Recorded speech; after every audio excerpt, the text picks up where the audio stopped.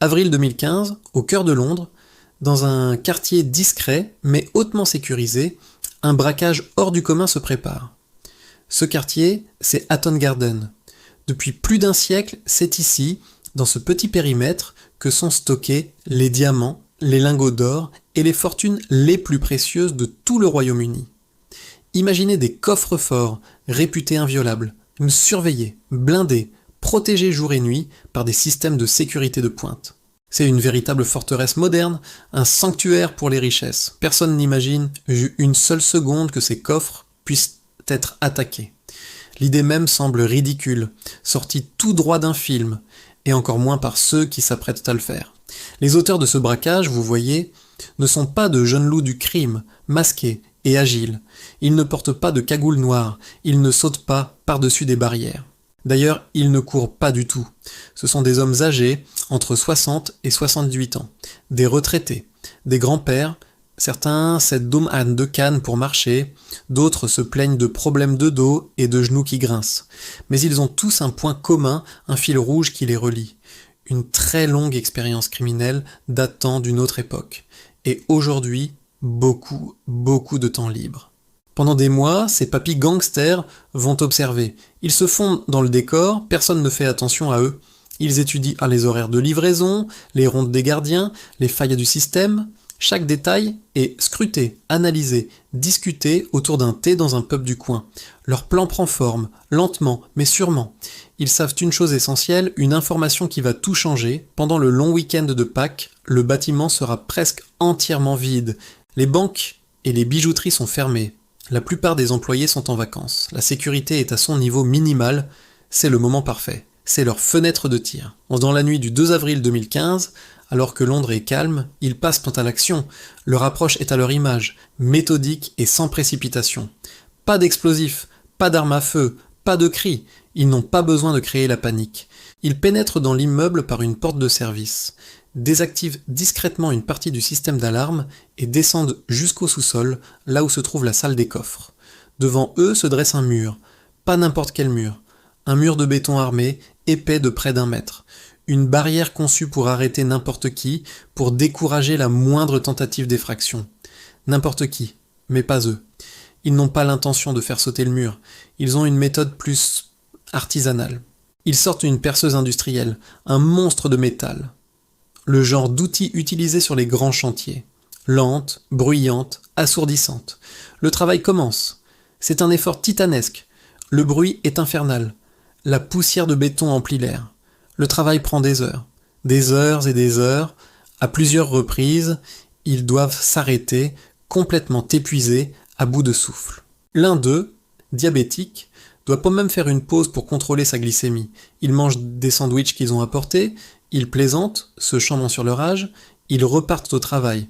On dirait une équipe d'ouvriers du bâtiment faisant des heures supplémentaires. Pas une bande de criminels en plein casse du siècle. Finalement, après une nuit entière d'efforts acharnés, le mur cède. Ils ont percé un trou, juste assez grand pour qu'un homme puisse se glisser à travers. Derrière, la récompense. Le coffre-fort. Des centaines de boîtes de dépôt de sécurité, alignées comme des tombes dans un mausolée. Chacune remplie de bijoux, de montres de luxe, d'argent liquide, de pierres précieuses, de secrets de famille. C'est le trésor de Hatton Garden. Avec des pieds de biche et de la patience, ils commencent à forcer les boîtes une par une. Ils ouvrent, ils vident, ils remplissent leurs sacs poubelles et leurs conteneurs à roulettes. Le butin est colossal. Les premières estimations parleront de 14 millions de livres sterling, soit plus de 20 millions d'euros. Puis, une fois le travail terminé, aussi calmement qu'ils sont arrivés, ils repartent. Ils nettoient même grossièrement derrière eux, comme pour ne pas laisser de traces évidentes. Ils sortent de l'immeuble sans déclencher d'alarme, sans la moindre confrontation, sans aucune violence. Ils se fondent à nouveau dans l'anonymat de la ville. Le lendemain matin, puis le jour d'après, Londres se réveille et reprend sa routine. Ce n'est que le mardi, à la réouverture des bureaux, que la stupéfiante vérité éclate. Le coffre le plus sécurisé du pays a été vidé. C'est le chaos. La police est appelée, les médias affluent. C'est l'incompréhension totale. Comment un tel braquage a-t-il pu avoir lieu ? Comment des voleurs ont-ils pu passer des heures à percer un mur en béton armé sans que personne ne remarque quoi que ce soit ? L'enquête démarre sur les chapeaux de roue. Scotland Yard met ses meilleurs hommes sur l'affaire. Ils analysent méticuleusement des heures et des heures d'images de surveillance. Et c'est là que les erreurs apparaissent. Malgré leur expérience, les papys braqueurs ne sont pas des fantômes.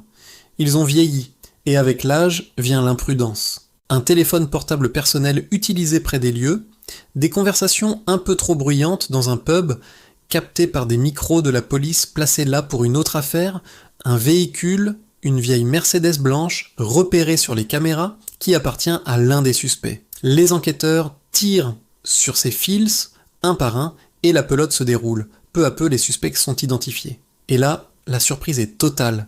Les visages qui apparaissent sur les écrans des enquêteurs ne sont pas ceux de jeunes criminels violents. Ce sont des hommes aux cheveux gris, au visage ridé, au dos voûté. Des hommes très âgés. L'opinion publique est incrédule. Les journaux titrent sur le gang des grands-pères.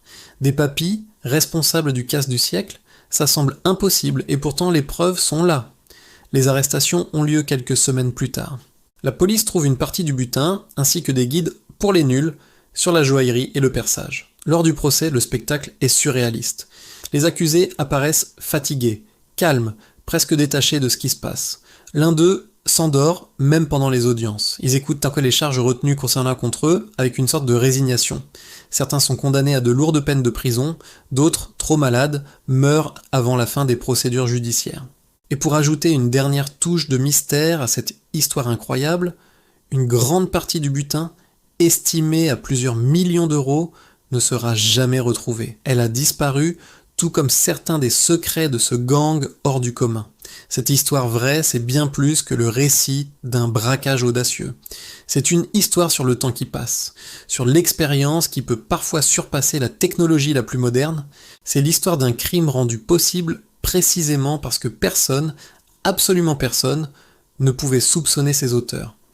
Ces hommes ont utilisé l'image inoffensive de la vieillesse comme le meilleur des déguisements. Cette affaire nous rappelle une chose simple et un peu troublante. Parfois, le plus grand danger ne ressemble pas du tout à ce que l'on imagine. Merci d'avoir regardé cette vidéo. Si cette histoire vous a fasciné, n'hésitez pas à laisser un pouce bleu et à vous abonner pour ne pas manquer les prochaines. À très bientôt